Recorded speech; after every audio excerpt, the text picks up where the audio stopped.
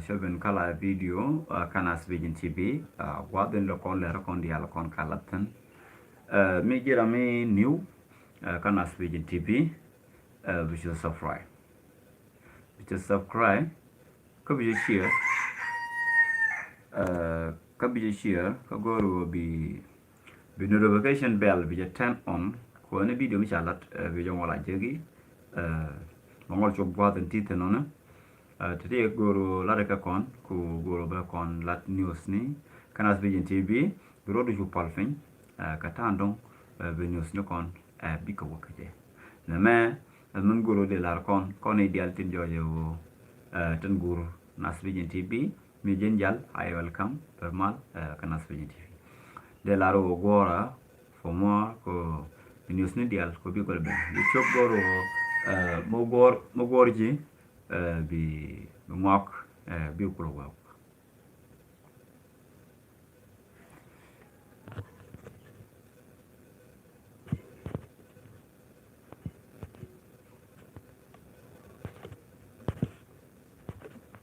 ya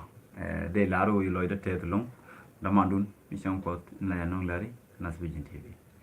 man guru kon lad wana mani mete kyak ki menanan ki menanan mete kyak long raja me wo kai kem na dial ten joja tika a Uganda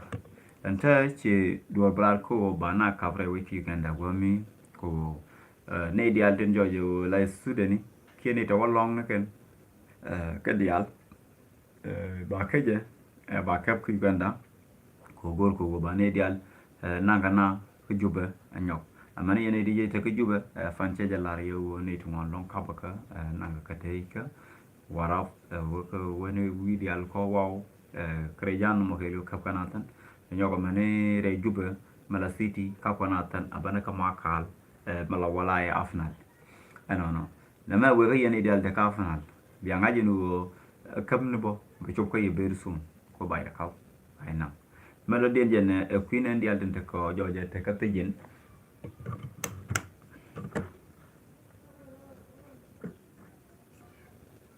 ya ne dial din joje te kate jene ke de te logiena na ma we ke ye no ko ke yene te dongba no ngwaden to korten mana me ka kobo nazar matiang witi ken widi joje wo tere ko tam ra konene gor ko ba ne dial den to gosni ba kap ko ba kan no re wini dang jogotene no anyok mado dien wo ba ne dial to anyok kap ni nyok jube ba kana kabentiu no kapentio kel neto bakana kapentio gwasmi obo do dien jenne wodien la rawa ka kobo ka tandong te kanare wi ka kobo re wi ka kobo te la gadmet ne del ka kem ko ni del ka kem ala tel gat mi jen wore wi ka kobo anyok ande ne de kare wi ka kobo atene kware wi ka kobo ramla de be goro bo kie bigetel dup gwadan joje wo te jang de ka ben keje bekaro ngak niam wa te nyan dinmi woniam won gwa da wo jomi ko wo yere jaba me do dien woni dial den dere jaba te joje wo te ja joy ka kobo ci chop na ne di jan bakel no ne di jan bakel kan ci chop tone ten ko wi de le rebe nyok ko biglu ko kobo ka pek de ni dial te content dial te be ko kobo kan ne ti kinu mwan ci ko ben ko kobo ci bu lo ne to kurba ke jan bakel akan diri ke lojok kitana da to am chiliu am chite ke tera barwara men chawtano na ma ajena to wala re wi ka kobo de laro atala gat mo wore wi ka atala shek mo wore wi ka nyok ende ni tala de ne re wi ten joje ter kor ka chite re wi kobo ka jien ka wonyam gwat duba ja wi chi chale le kwa ngale be goro be de ni bi kan o sheng ni je kan ku je ba ka kai ku jame no na me jene de goro de laria de la ler kaya no de laron de inde de kalil kwangole kwel garbo loken kor ko kane kon tene kor misa salary tele yow nyok tele yow to kam ne ka chui gat ko gozi titigan tan ton na me de ni chaka jako chikatel bar karodien ki kwel karodien was shenga dien chakalatan as a studio me ajene tuok ande la yo ko gwamene medo dien jene ka ne dial te ko buru bi de la ro yene dial te ko buru bi be te ka tension ko jang te ko buru bi te ni ken ka kaneti la test pin ko wo ka maker shet ka mi ko na ne ne chi na yit ka maker kene de yo maker ka mai wo ka wade no anyo te be joje ni jang ten joje wo te ka buru bi ka wo ka maker shet ka mala ken wo bi ko mo ron nang bi rorit bi ati je na bo ko ken en tam ko ngai ken pin cha to te ko gwa me te ke to mi je da goro de ken min gwa te ka maker ki de ka ben ka malwal gawas na me ajenen tere sherke tien ki gor ken wo ani bodol ka tutore dungi Ethiopia ke le da ken de te tan da tele ra me joje wo de ka gal are yogi mo ke le ta man ne ka burbi abu yal ne ga juko na ma gor ken da kwidi na me ke le ya gor ken da me da kwidi ke le ta man ne ka juko bane bane ka burbi anon nya ko jen wo ka jek ni wona to mi gor ken area ma ke le da kwidi de te ne kan tan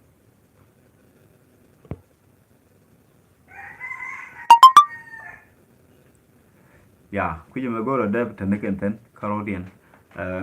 ku jogi me ke liu ku ci kan on medan me ci ben ko ko de kan goro bi ka ji ne ko ba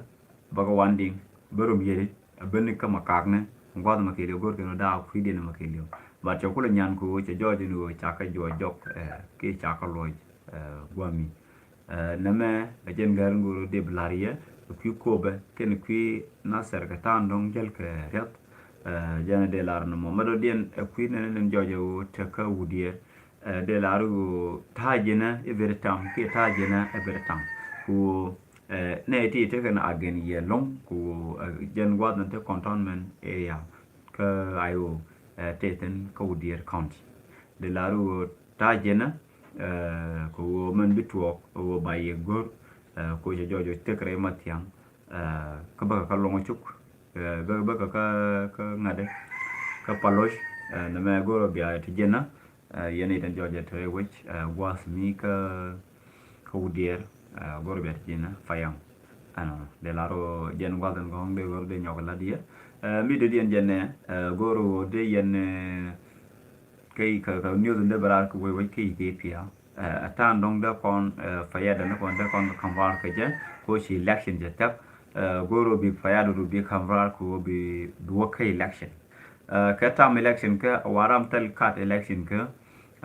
along a wacha bi jal ko ba ti ka election no ka fayada je ne mu kan si fayada kan kat dung yu mir shaka du kini yor pen ki dung bodo do na me ba ti mi di run kaji ka changa wal bakel ka pai bang man na me ajen seng dong jo jo cha yor pin bene di aten jo je tre wini dul gor dial ba ka jen pai di je bina wata ne kai te pya ke leo bramo we da dong we jen jo je dab jiten bu we do ne den jo je cha bu lo jo ani ne ji city karodian la da south city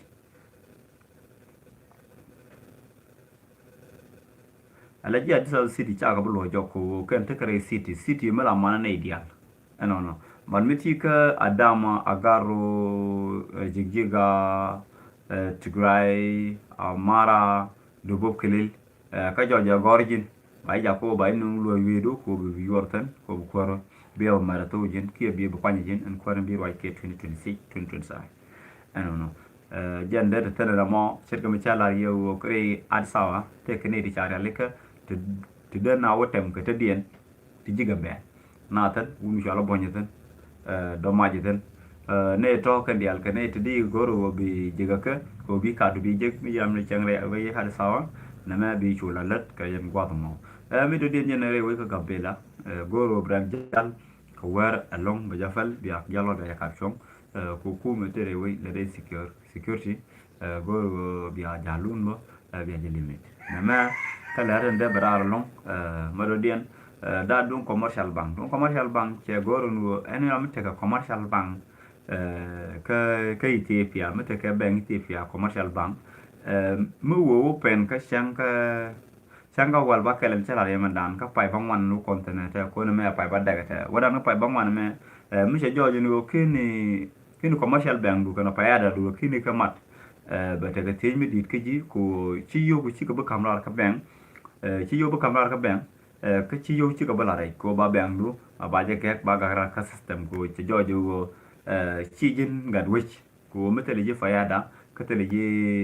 مثل فايدا نيو تيجن ديال كي تيبيا كون فايدا لوني اي دي لوني تيبيا ناشونال اي دي نو مثل كي جي نما ونيو دو تلي شيجن ديال كي تيبيا با كا كاندو با ديغ نما جينا توغ نما كبا توغ تشانغا وال باكلا فامان او كونتين لا غورو كوميرشال بانك دو بيجا اتاش ك كبايادا دو كي national ID keji nama jenderen guru de blari yen wala di alten jojo la kur kana sbijin tb donc commercial bank ma de jalaria ka tan dong de yen commercial bank no kun de yen ka attach ka commercial bank de yen di ID no kun de ka attach ka commercial bank website ten man la go cbe.com pada cbe ya ten na ma point de mi yo saji no ko gogir point jin bidu no kon na ka yiro chừng chi với đó các bạn có biểu các bạn biểu sách biểu của bảo là các commercial bank các center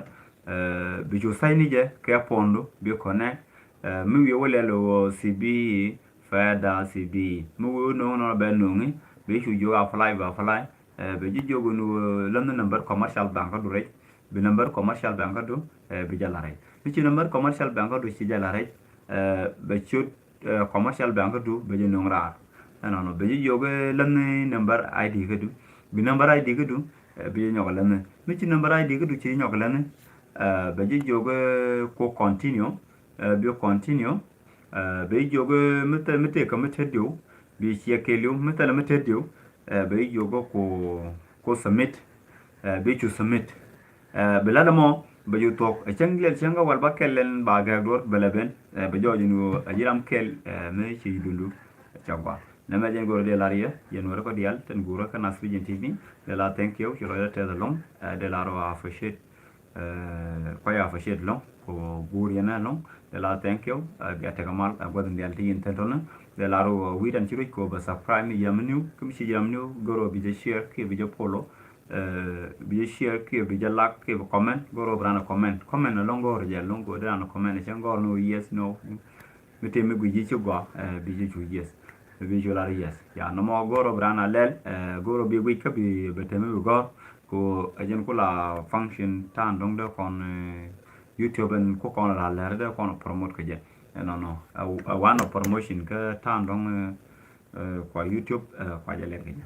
na me go yandu de laria biata kamal thank you good luck family